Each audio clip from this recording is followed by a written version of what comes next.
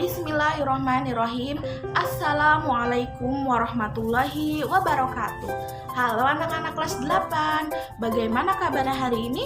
Semoga sehat selalu ya, dan bagi yang sakit semoga cepat diberikan kesehatan. Alhamdulillah hari ini kita masih diberikan kesempatan oleh Allah untuk berjumpa kembali dengan mata pelajaran Pendidikan Agama Islam dan Budi Pekerti.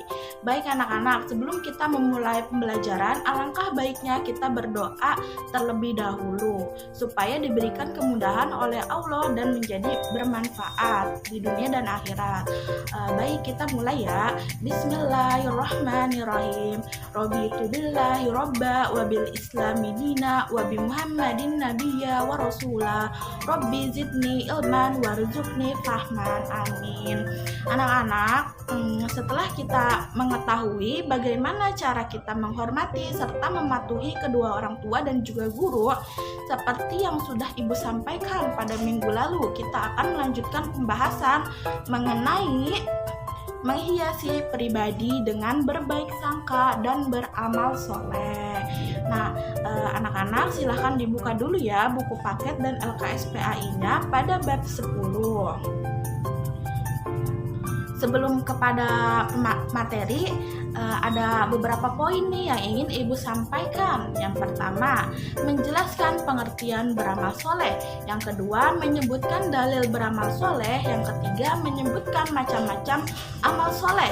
Yang keempat, menyebutkan manfaat beramal soleh. Nah, poin berikutnya itu tentang husnuzon. Yang pertama, menjelaskan pengertian husnuzon. Yang kedua, menyebutkan bentuk-bentuk husnuzon. Yang ketiga, menjelaskan kewajiban bersikap hati-hati terhadap zon atau prasangka. Yang selanjutnya menyebutkan contoh perilaku husnuzon, dan yang terakhir menyebutkan manfaat dari husnuzon. Oke, kita kepada materi awal ya. Beramal soleh. Nah, ada yang tahu kata amal soleh itu dari pengertiannya apa? Nah, kata amal soleh berasal dari kata amilus, yaitu segala perbuatan yang bermanfaat bagi dirinya atau orang lain maupun lingkungan sekitar, dan sesuai dengan akal rasional, Al-Quran serta As-Sunnah. Antara iman dan amal soleh merupakan satu kesatuan, tidak dapat dipisahkan. Nah, seperti yang terdapat dalam firman Allah, Quran Surat Al-Asr ayat 2 sampai ayat 3.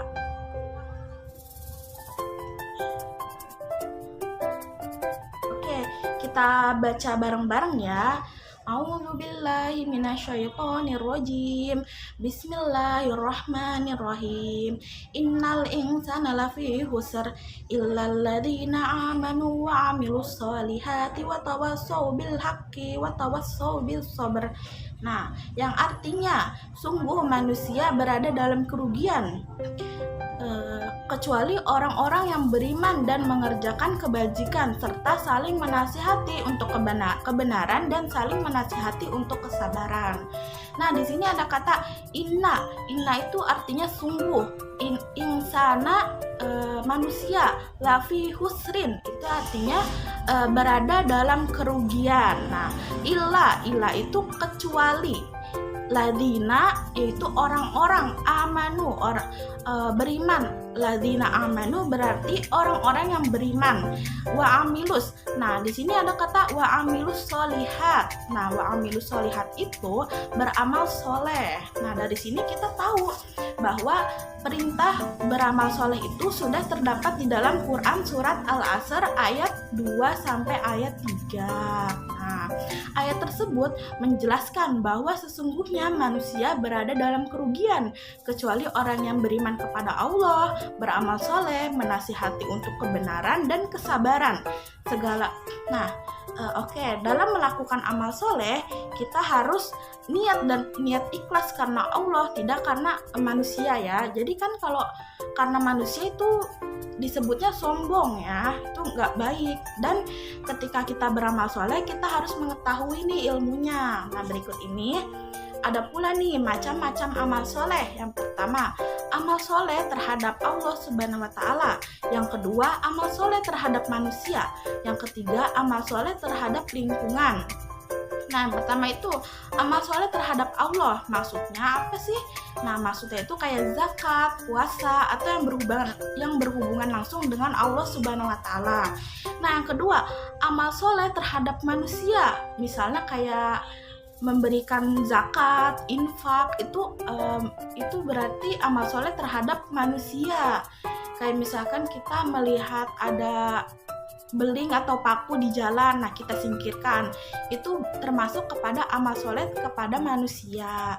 Nah, yang ketiga itu amal soleh terhadap lingkungan, kayak misalkan membersihkan lingkungan, itu termasuk amal soleh terhadap lingkungan ya, tidak membiarkan lingkungan menjadi kotor.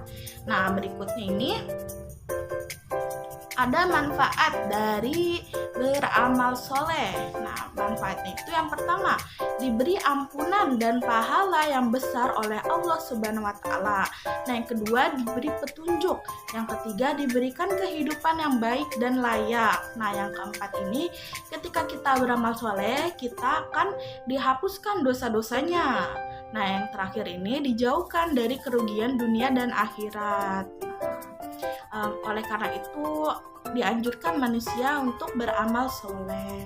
Nah, setelah kita mengetahui apa yang dimaksud dengan beramal soleh serta manfaatnya, kita lanjut kepada materi husnuzon. Nah, apa sih yang dimaksud husnuzon? Nah, husnuzon secara bahasa artinya berbaik sangka. Nah, secara istilah husnuzon artinya berbaik sangka terhadap sesuatu hal yang belum terjadi, yang belum jelas perkaranya. Itu disebut husnuzon, berbaik sangka. Nah, lawan dari sifat husnuzon yaitu suuzon. Apa sih suuzon itu? Suuzon adalah berburuk sangka. Kan tadi kebalikannya dari berbaik sangka. Nah, suuzon ini merupakan perbuatan yang tercela yang mendatangkan bahaya bagi pelakunya maupun orang lain. Nah, dibuka ya buku paket PAI halaman 184. Di sana terdapat hadis Rasulullah, perintah larangan bersuuzon. Nah, ini ada hadisnya ya.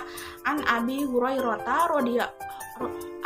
Hurairah anin Nabi sallallahu alaihi wasallam qala iyyakum wa dhannu fa inna dhanna akdzabul hadis, yang artinya dari Abu Hurairah radhiyallahu anhu bahwa Rasulullah sallallahu alaihi wasallam bersabda, jauhilah prasangka buruk, karena prasangka buruk adalah ucapan yang paling dusta. Hadis riwayat Bukhari. Oke. Hadis tersebut menjelaskan perintah kepada umatnya untuk menjauhi perbuatan berburuk sangka. Karena ketika kita berburuk sangka kepada orang lain, maka kita akan menjadi tidak suka terhadap orang tersebut. Nah, dari sinilah prasangka buruk ini nantinya akan menjadi dosa. Sebaiknya dihindari ya suuzon itu. Nah, anak-anak, setelah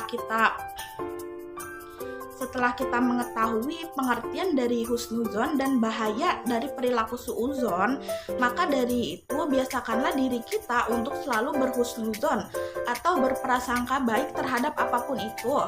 Nah, apa aja sih bentuk-bentuk dari husnuzon itu? Nah, yang pertama, husnuzon kepada Allah Subhanahu wa taala. Misalnya, ketika kita mendapatkan musibah, kita jangan berpikiran bahwa Allah sedang membenci kita. Itu termasuk kepada perilaku suuzon. Nah, kita harus berpikir positif bahwa ada hikmah di balik itu semua.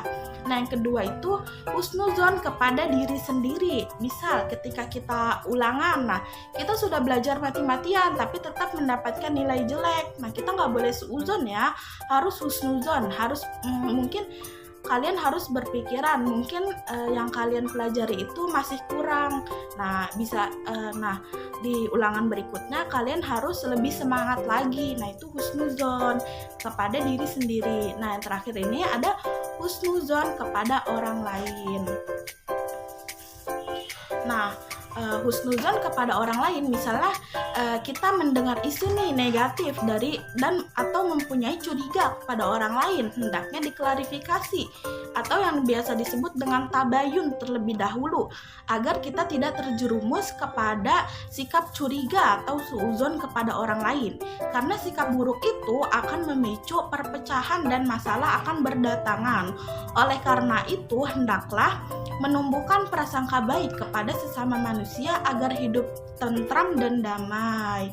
Oke, nah ada pula nih contoh dari perilaku husnuzon. Yang pertama, meyakini segala takdir yang diterima. Yang kedua, senantiasa berpikir positif ketika menerima cobaan atau musibah. Yang ketiga, mengucapkan alhamdulillah sebagai bentuk syukur kepada Allah atas ketetapannya. Nah, yang keempat itu tidak mencari-cari kesalahan orang lain. Nah, itu adalah contoh perilaku dari husnuzon. Nah, berikutnya, seseorang yang membiasakan diri berbaik sangka akan memperoleh manfaat. Antara lain, yang pertama, hidup menjadi tenang dan optimis, yakin bahwa terdapat hikmah di balik itu semua. Nah, yang kedua, membentuk pribadi yang tangguh. Yang ketiga, menjadikan seseorang teguh pendirian sebab tidak mudah menerima pengaruh buruk dari orang lain. Yang keempat, menjadikan seseorang kreatif. Yang kelima, menyebabkan orang tidak mudah putus asa. Nah, yang keenam ini, hubungan persahabatan dan persaudaraan menjadi lebih baik karena husnuzon. Nah, yang ketujuh itu terhindar dari penyesalan dalam hubungan dengan sesama. Yang kedelapan, selalu senang dan bahagia atas kebahagiaan orang lain. Ya, jadi manfaat husnuzon itu sangat banyak. Nah, setelah kita mengetahui apa itu beramal soleh dan berhusnuzon serta manfaatnya, kita jadi mengingat bahwa kehidupan di dunia itu hanya sementara, sedangkan kehidupan di akhirat itu kekal selamanya. Oleh karena itu, Allah memberikan kesempatan kepada kita umat manusia untuk mempersiapkan bekal nanti di akhirat dengan menghiasi pribadi untuk selalu berbaik sangka terhadap apapun itu dan selalu beramal soleh. Alhamdulillah, materi bab 10 ini telah Ibu sampaikan. Demikianlah pembelajaran kita hari ini. Mari mengucapkan hamdalah bersama-sama dan doa kafaratul majlis. Alhamdulillahirabbil alamin. Subhanakallahumma wa bihamdika asyhadu an la ilaha illa anta astaghfiruka wa atubu ilaik. Sampai jumpa di video pembelajaran selanjutnya. Semoga dengan adanya video pembelajaran ini anak-anak dapat mengambil manfaatnya ya. Amin. Akhir kata, wassalamualaikum warahmatullahi wabarakatuh.